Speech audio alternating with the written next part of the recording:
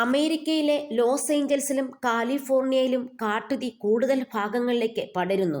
കാട്ടുതീയിൽപ്പെട്ട് മരണപ്പെട്ടവരുടെ എണ്ണം 10 ഉയർന്നെന്ന് പറഞ്ഞെങ്കിലും അതിൽ കൂടുതലാണെന്നാണ് റിപ്പോർട്ടുകൾ പറയുന്നത്. 5000-ൽ പരം വീടുകൾ കത്തിച്ചാമ്പലായതാണ് റിപ്പോർട്ട്.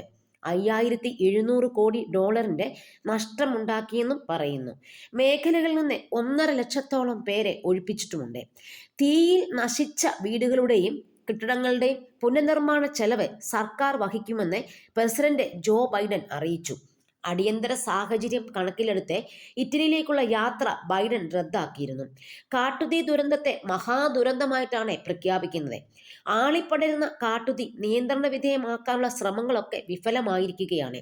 ശക്തമായ കാറ്റാഞ്ഞു വീശിയതും ദുരന്തത്തിന്റെ വ്യാപ്തി വർദ്ധിക്കാൻ ഇടയാക്കി. കാലിഫോർണിയയിലെ 6 സ്ഥലത്താണ് തീ പടർന്നു പിടിച്ചത്. സാന്റാമോണിക്കയ്ക്കും മാലിബുവിനും ഇടയിൽ സ്ഥിതി ചെയ്യുന്ന പാലിസാഡസിൽ 15,832 ഏക്കറോളം പ്രദേശമാണ് പടർന്നു പിടിച്ച തീയിൽ നശിച്ചത്. സാൻ ഗബ്രിയേൽ മലനിരകൾക്ക് കീഴെ ഈറ്റൻ മേഖലയിൽ 10,600 ഏക്കറിലധികം സ്ഥലത്തെ തീ പടർന്നതിൽ 5000-ത്തിലധികം കെട്ടിടങ്ങൾ നശിച്ചു. സാൻ ഫെർണാണ്ടോയുടെ വടക്ക് ഹർസ്റ്റ് മേഖലയിലും വൻ തീപിടുത്തമുണ്ടായി.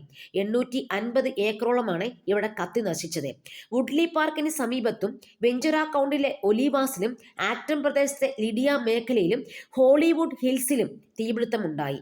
തീ അണയ്ക്കാൻ കൂടുതൽ വെള്ളം ഉപയോഗിച്ചതോടെ ലോസ് ഏഞ്ചൽസിലെ കുടിവെള്ള വിതരണവും പ്രതിസന്ധിയിലായിരിക്കുകയാണ്. തീപിടുത്തത്തിനിടെ ആളില്ലാത്ത വീടുകളിൽ വ്യാപക കൊള്ള നടക്കുന്നതായി റിപ്പോർട്ടുണ്ട്.